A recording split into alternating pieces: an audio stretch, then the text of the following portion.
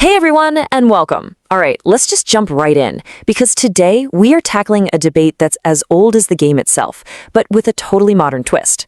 We're putting a true legend, an icon, Roberto Baggio, head-to-head with the absolute superstars who are set to light up the 2026 World Cup. You know, it's kind of like the artist versus an army of elite athletes. And really, that gets us to the big question we're trying to answer here. What actually defines greatness in this sport? Is it that timeless, unforgettable story of a player like Baggio? Or is it measured by the relentless, data-driven, almost scientific perfection of today's biggest names? Let's get into it. So, in one corner, you've got Il Divine Codino, the Divine Ponytail himself, Roberto Baggio, a guy whose career was just pure poetry on a football pitch. And in the other corner, you have the 2026 elite. We're talking the explosive power of Mbappé, the insane talent of Lamine Yamal, the machine-like finishing of Haaland. You get the picture. Two very, very different kinds of genius. To really break this all down, we're going to look at it from 4 different angles.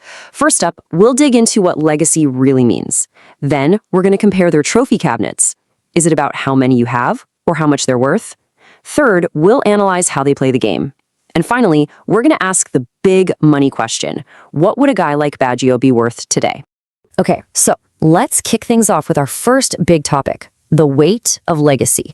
This goes way beyond just what happens on the field. This is about the story that people are still telling long after the final whistle has blown. And this is so important. Look, statistics are fantastic, but a real legacy, that's an emotional footprint.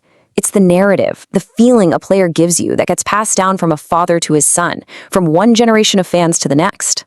Baggio's story is just cemented in time. I mean, he played for over 2 decades, and at his absolute peak in 1993, he won everything. The Ballon d'Or, FIFA World Player of the Year, and then, of course, then came the 1994 World Cup. And here's the crazy part, right? It was a moment of failure, of absolute heartbreak, that somehow made his legend even bigger. That missed penalty against Brazil didn't make him smaller. It amplified everything.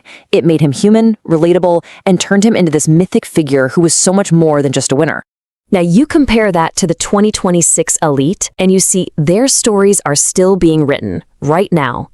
The achievements are already staggering, no doubt. Dembélé winning FIFA's best, Yamal in the Ballon d'Or conversation as a teenager. But a true legacy, it needs time to mature. Baggio's has survived for 30 years. Theirs is still unfolding. Okay, on to our second section. Let's talk trophies. This is where we look at the cold, hard facts. The silverware sitting in the cabinet. And when you just lay the data out like this, wow, it's pretty staggering. You've got Mbappé and Dembélé with World Cup medals. You've got Haaland with Champions League and Premier League titles. Just take a second to look at that table. On paper, the sheer volume of trophies these modern players have is just undeniably bigger than Baggio's. But hang on a minute. Does having more stuff in the trophy case automatically equal a greater achievement? Baggio's list looks a little light in comparison, but you have to ask the question, are all trophies created equal? And this brings us to what I like to call the weight per trophy theory. You have to remember Baggio played in an era famous for its brutal, lockdown Italian defending. Squads were way smaller, and you didn't have this handful of financial super teams dominating everything. Winning anything back then was an incredible feat, and each one of his trophies just carried this immense weight. Now for part 3, and honestly, this is my favorite part, artistry versus specialization. This is all about how they actually played the game. To really get Baggio, you have to understand this one word, Trequartista. He was a perfect Italian number 10. He wasn't exactly a midfielder, and he wasn't exactly a striker.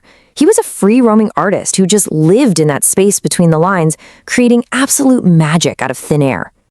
And this comparison just says it all, doesn't it? Baggio's game was like watching ballet. It was all about grace and feints and delicate little touches. You compare that to Kylian Mbappé, who is a force of nature. His game is built on raw, explosive power and just devastating finishing. Or take this one. Baggio was all about improvisation. You never, ever knew what he was going to do next. Erling Haaland, though, he's the absolute peak of modern efficiency. He is a goal-scoring machine, almost robotically effective. You know what he's going to do, and you still can't stop it.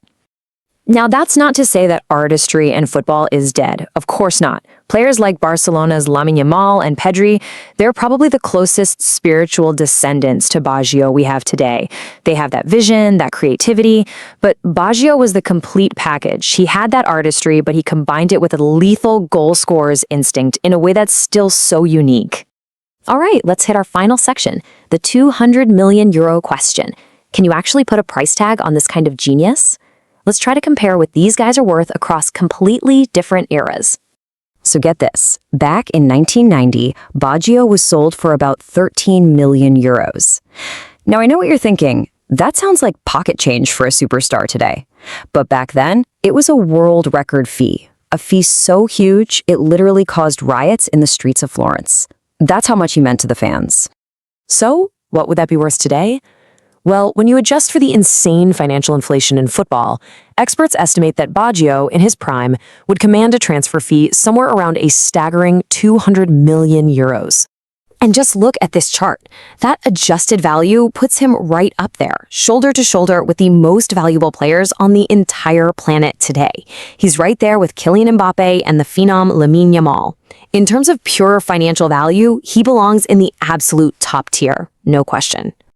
So, after looking at legacy, trophies, style, and value, what's the final verdict? Where do we land in this clash of the icon versus the elite? Let's just recap it real quick. For legacy, Baggio's is complete and timeless. The elite's is still a work in progress.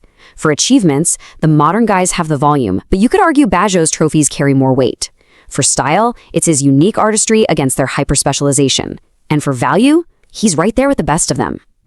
So where does all this leave us? At the end of the day, it's this. The 2026 elite are defining greatness through sheer, optimized, overwhelming dominance. They are incredible athletes who are probably going to break every record in the book. But greatness can also be something you can't quite measure. And I think this final thought just says it all, perfectly. Statistics, they tell you what a player did. But a player like Roberto Baggio, he showed you the soul of the game. He told you why this beautiful game truly matters.